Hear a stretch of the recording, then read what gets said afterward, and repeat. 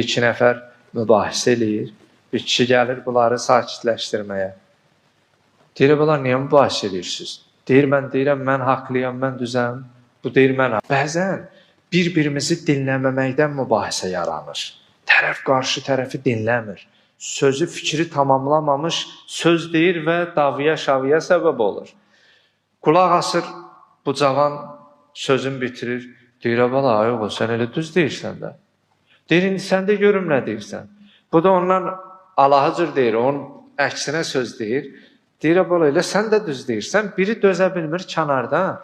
Deyir ki, bu başqa söz deyir. Bu da onun əksinə deyir.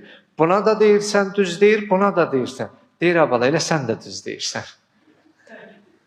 İstəyir ki, arada nə yaratsın? Barışıq yaratsın, mehribanlıq yaratsın, sülh yaratsın. Dava yaratmağa nə var ki? Elə bir söz deyərsən, adam elə orada durar, mübahisə də eləyər, dava da eləyər. Ona görə məhəbbət körpüsü yaratmaq böyük bir mərhəmət duyğusudur. Hər kəs də onu bacarmır.